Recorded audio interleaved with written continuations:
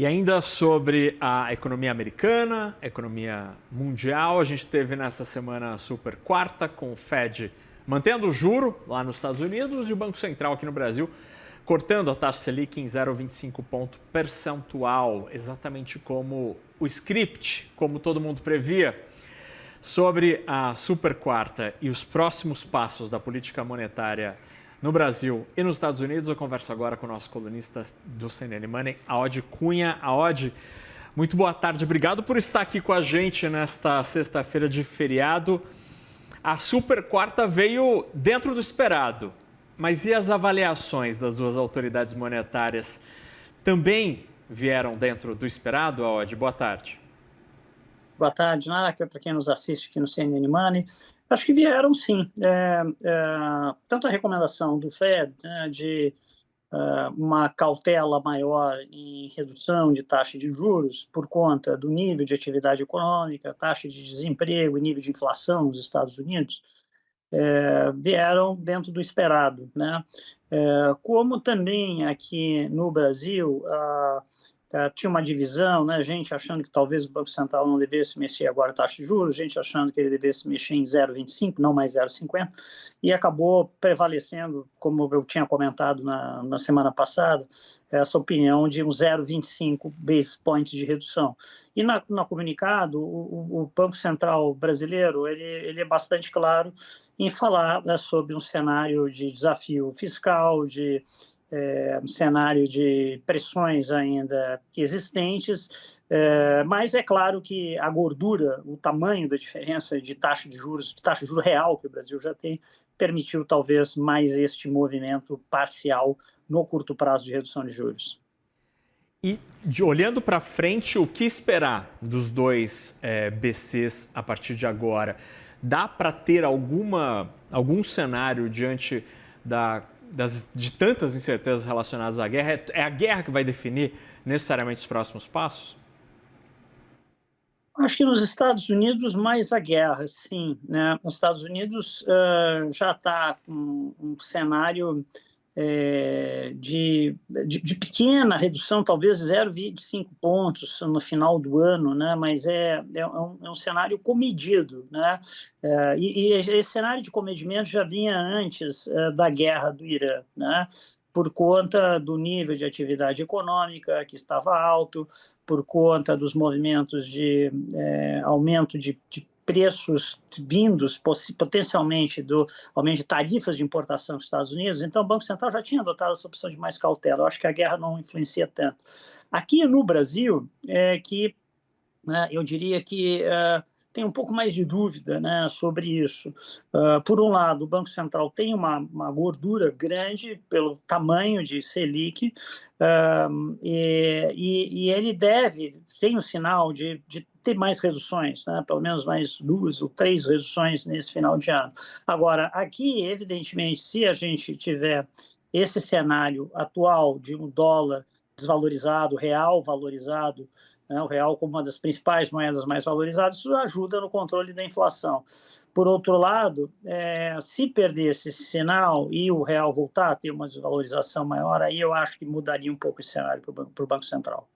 E sobre o câmbio especificamente, qual a tua leitura? Porque, Aode, essas últimas semanas mostraram algo que, não sei, parece absolutamente surpreendente, né? Porque no momento de estresse com o planeta, aí o investidor estrangeiro diversifica o portfólio, o Brasil recebe uma parte desse fluxo, o real se valoriza. Aí no momento de melhora do cenário geoeconômico, geopolítico, o otimismo cresce, o apetite por risco cresce e o real também acaba surfando nessa onda. Passou a ser uma moeda de rumo único? Eu não diria que de rumo único, né? Nesse momento de curto prazo, talvez sim, porque primeiro tem há uma desvalorização do dólar americano em relação a um conjunto de países, né? Onde o Brasil entra, E o Brasil, entre esses países que têm visto a sua moeda se apreciar em relação ao dólar, tem visto se apreciar mais fortemente. E mais fortemente por uma razão também, por um diferencial de taxa de juros muito relevante, né? Então, a gente está falando aí de alguma coisa acima de 11% de juros, de diferença de juros Estados Unidos e Brasil. Então, tem uma gordura ainda significativa, né? O Brasil está com uma desaceleração econômica por conta de taxa de juros, mas continua com certo crescimento econômico, não tem uma variável de recessão, de retração, pelo menos até agora à vista. Então, tem um cenário que, no curto prazo, ele parece ser favorável, sim, ao real.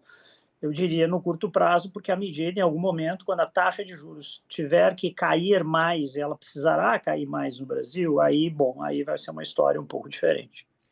E, Aod, sobre o Banco Central do Brasil ainda, qual a tua leitura sobre a composição do BC no que diz respeito à ausência de 2 diretores cujas cadeiras estão vagas desde o início do ano, diretores estão acumulando suas funções e não há nenhuma indicação, pelo menos até agora, de que o governo vai indicar esses nomes já com atraso de 5 meses, né? Já estamos em maio, os nomes não foram indicados. Me parece que esse assunto ganha importância diante do que aconteceu na indicação de Jorge Messias e a derrubada do nome dele pelo Senado, mesma casa que terá de aprovar estas 2 indicações ao Banco Central?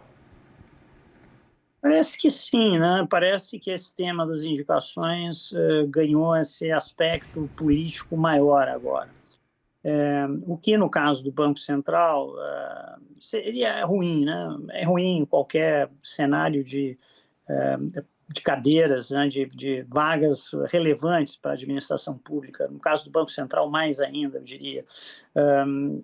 Se nós olharmos do ponto de vista de funcionamento da instituição, e de decisões que o Banco Central tem tomado em relação à própria taxa de juros, política monetária, aparentemente isso não fez efeito, né? Continua com uma visão relativamente homogênea, consistente, mas, sem dúvida, assim, é importante que você preencha esses cargos do Banco Central logo, não só por essa questão de decisões, como pela funcionalidade da instituição como um todo.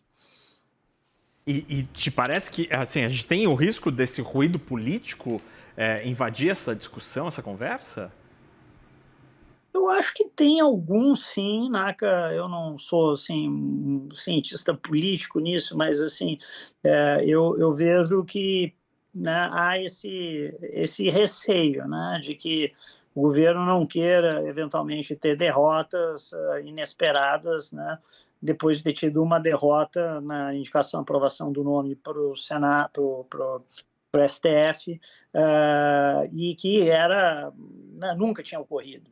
Então, eu acho que tem esse risco, mas, enfim, eu acho que é uma questão de tempo, passar o tempo e voltar à normalidade na indicação, principalmente por causa do Banco Central. E aí, só para terminar a nossa conversa, nos Estados Unidos, a despedida de Jerome Powell, a expectativa pela chegada de Walsh, qual a tua leitura, o que fica do legado de Powell à frente do BC americano?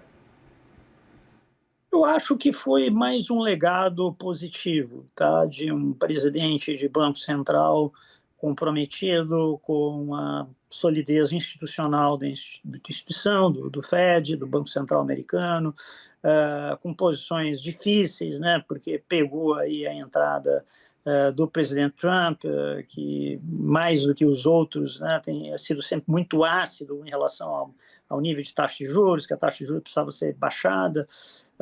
Mas, assim, o Banco Central americano e o Powell foram, mais uma vez, eu acho, bastante bem. Ele, inclusive, tem dito sinais de que vai continuar como um diretor do Banco Central, né, não mais como presidente. Então, eu acho que... E o próximo presidente, o Walsh, do Fed, também era um técnico respeitado, com boa parte de conhecimento já conhecido no mercado financeiro. Então, eu acho que, por mais barulho que se tenha e o Trump continue falando, eu acho que o Banco Central americano vai continuar cumprindo o seu papel institucional. Muito bem, a Odd Cunha, colunista do CNN Money, obrigado pela conversa. Bom restinho de feriado, meu caro. Obrigado para você também, para quem nos assiste. Tchau, tchau, até logo.